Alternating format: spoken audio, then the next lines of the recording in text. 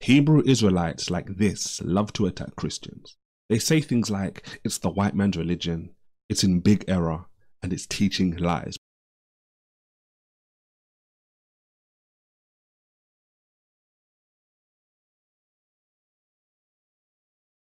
Listen to how the leader of the biggest Hebrew Israelite group today says he got introduced to it.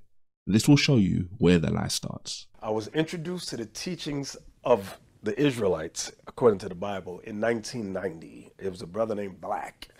Me and my wife were going from church to church, trying to find our way. So about 30 years ago, a man named Black, we are already off to a funny start.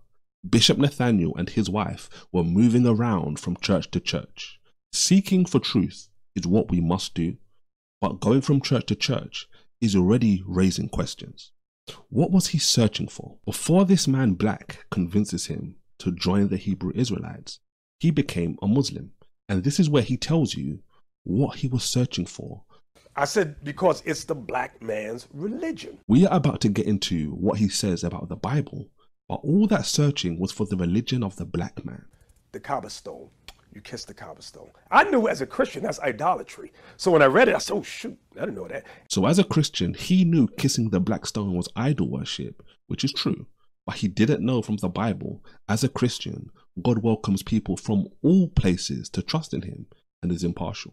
It's one thing to say churches are racist or westernized Christianity goes overboard, but you don't judge the book by the people. You judge the people by the book. That is how you find truth.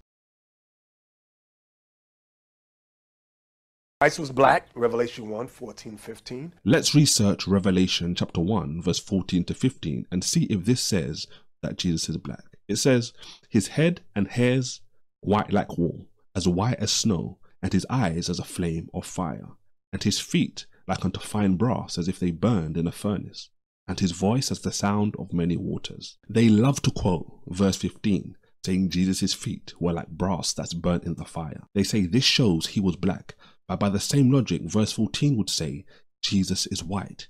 Verse 14 says his head and hairs were white like wool, and as white as snow. Touch your head. This would mean he's white. You big dummy. Would mean he's white. This sort of foolish Bible teaching will have you thinking Jesus had a white head and brown feet. I spoke about this in another video. That's how I know he still believes passages like this are solid decades later. Reasoning gets lost. That is how you get people saying stuff like your face is not your head. But let's listen to another reason he joined the Hebrew Israelites. Daniel 7 and 9. Let's read Daniel 7 verse 9. I beheld till the thrones were cast down, and the Ancient of Days did sit, whose garment white as snow, and the hair of his head like the pure wool. His throne the fiery flame, and wheels as burning fire. This does not say God was black. His throne was like the fiery flame. That's not black. And his wheels as a burning fire. That's not black either. The color of burning fire is orange or red. But this is talking about God's throne he sits on. The color of God's throne, not him. God gets described as sitting on a throne chariot here and in other places like Ezekiel chapter 1. A glorious throne that moved and gets held up by angels. Pure always white. That fits better into the context of the verse. Judah mourns, and the gates thereof languish. They are black unto the ground, and the cry of Jerusalem is gone up. The verse before tells us this is a passage about famine, lack in the land of Judah. If this was saying the Israelites are black, this would make no sense. This is what happens when someone goes looking through the Bible for key words. We must do. Read Song of Solomon, chapter 1, verse 2 to 7 to see this is a woman. This is one of Solomon's 1,000 women. But read verse 6. This is not someone with a black skin tone from birth. After saying she's black but beautiful, she says, I am black because the sun has looked on me. She is talking about a suntan. Shalom, all praises goes to Yahweh Bahashem, Yahweh Shai Bahashem, Recha Ha Kodash, and double honors to the elder apostles and bishops of Great Millstone. Honors as well to your other brethren, you fellow believers of this faith, supporters of the truth as well. Shalom to you too.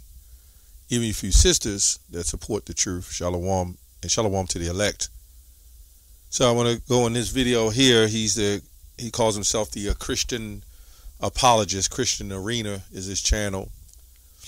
And we're going to touch on a couple of things he said. We're going to go into some, old literature. And there's quite a few things he said. So, when you get in these kind of videos, he made like a 10, 15 part series in like 10 minutes to defend his belief. So, we're just going to go into it and defend it, twist it back the right way. So anyway, this man talked about the Bishop Nathaniel and how he woke up to the truth by a man named Black, which I wouldn't know that as beyond my time of coming into truth. I know the elder apostles known him, and who knows what come out of Bishop Nathaniel's mouth if it's true or not, but that's what he said, so we'll go with that. Now, the thing I wanted to touch on is the fact that Bishop Nathaniel woke up to the fact on his own through the Spirit of the Lord to find whatever truth he believed, because he was in One West originally. Just as I woke up and found out what I believe. The problem with Christianity, we didn't have a chance to wake up to what we believed. We were born into that idolatrous religion.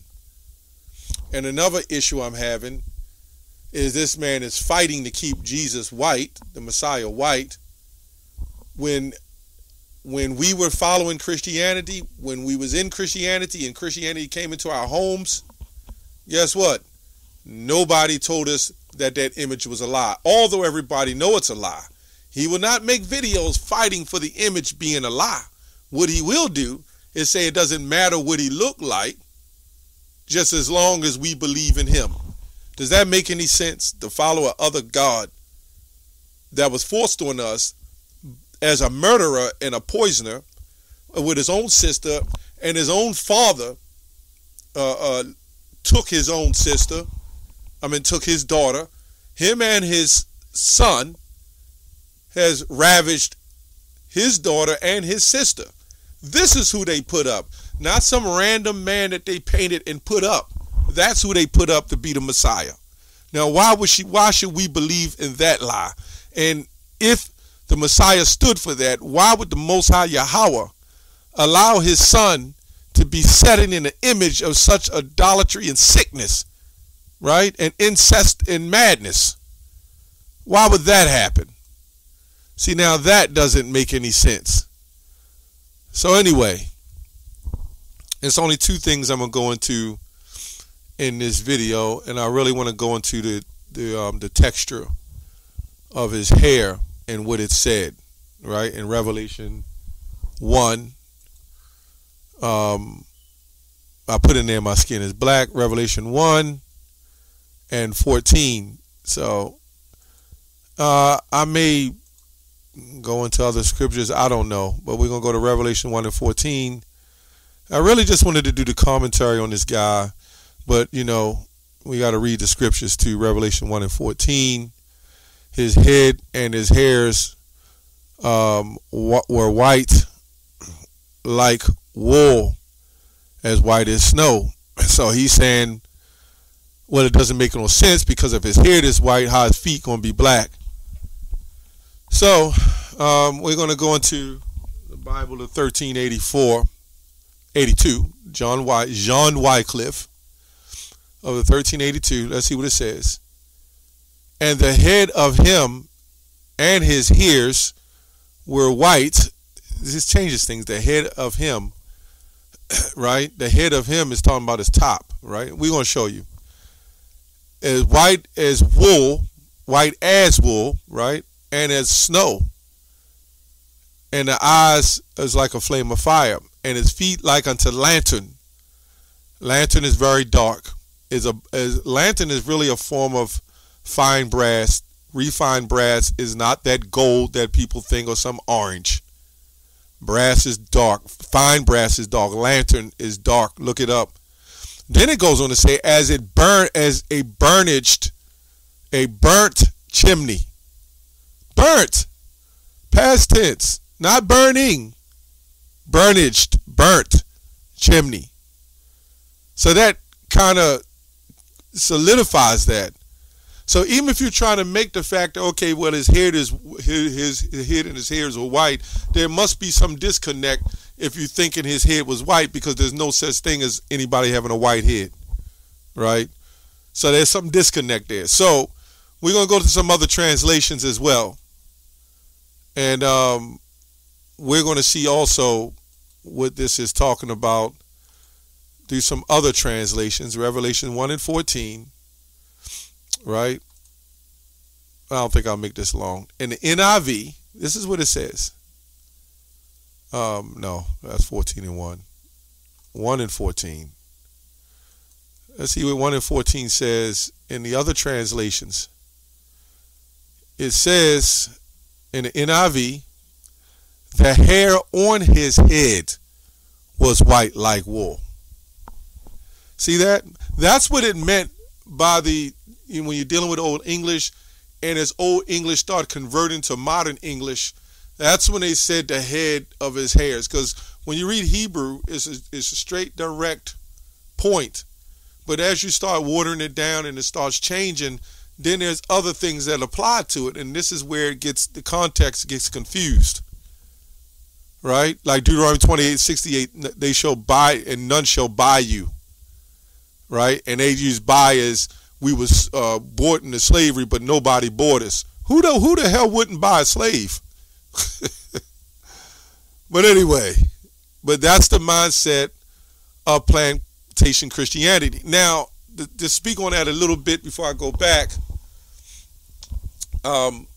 he didn't touch on white plantation Christianity, how during the 1600s, 1500s, the Reformationists and all them, they upheld Christianity over everybody else, even Africa and other nations. But over time, the Jesuits and various others, you had the evangelicals, and the Protestants, the protesters. They had this fight going on about converting Christians, right? So they felt that these are not good slaves unless we can convert them. So you had one group saying, we don't want them as slaves. And those were like your clans that you would see with the sheets, right? They can't be, we don't want them as Christians, Salakia. We don't want them as Christians. This is why. And then you had the other group saying, well, we can convert them.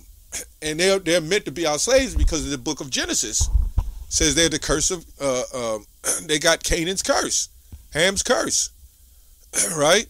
And that's where they got that from. Both of them were still racist, but one of them felt if we put white plantation Christianity on them, they will obey us. And as I was going to a Jake I was talking to today, he said the Bible was rewritten, man-made, and gave it to us for slavery. Well, that doesn't make sense, because the bottom line is, yes, it was used for slavery, but if something was rewritten, meaning it originally existed. So if the white man wanted to give us a book, he could have just wrote what he wanted and put it in a book and gave us. But what he did do, he took out everything that he didn't want us to see. And then he gave it to us because it was our book.